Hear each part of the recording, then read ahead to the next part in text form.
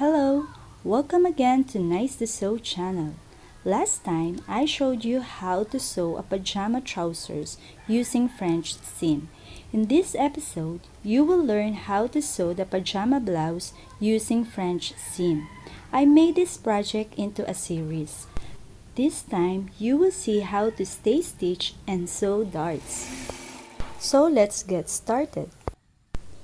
Tignan nyo kung gaano ka nababatak ang tela sa curve part kapag walang stay stitch. Kaya kailangan nating mag-stay stitch para maiwasan yun.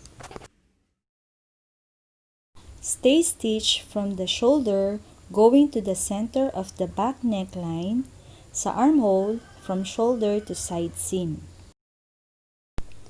Dito tayo tatahi outside this line.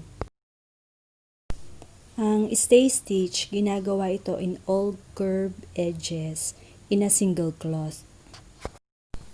Ang purpose nito is to hold the fabric drain in its correct position while sewing. Now we reach the center of the neckline. Tigil muna tayo dito. Baligtarin natin sa kabila and start sewing from the shoulder going to the center of the neckline. Minsan nakalubot kapag single lang yung cloth, kaya higitin nyo na lang, tanggalin nyo lang yung kulubot na yun.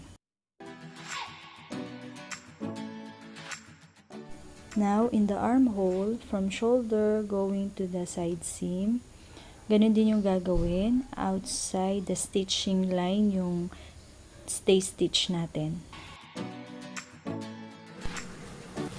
So, ganun din yung gagawin on the other side of the armhole. Sa front, stay stitch in this direction.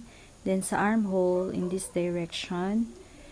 Pero, pwede rin sa kabilang side kayo tumahi. It's up to you. Okay, so this is the result of my stay stitch. It is outside the stitching line. And now look at the result of stay stitching. It really holds the curve in place. Nalagyan ko na lahat ng stay stitch ang necklines at armhole.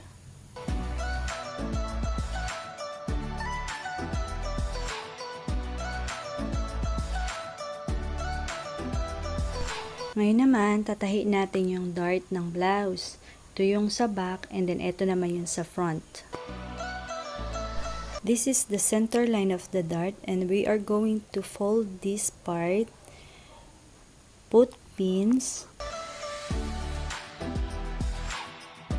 then tatahiin natin on this line.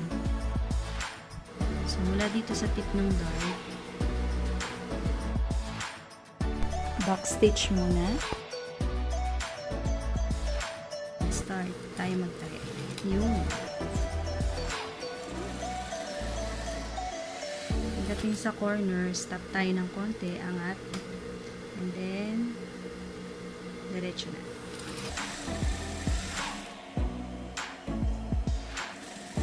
Then lock. Okay, so ganun lang yung gagawin nyo sa iba pang darts.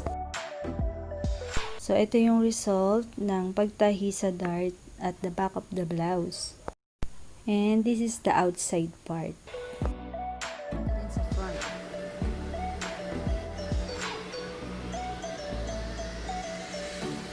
So, pwede na natin itong plancha.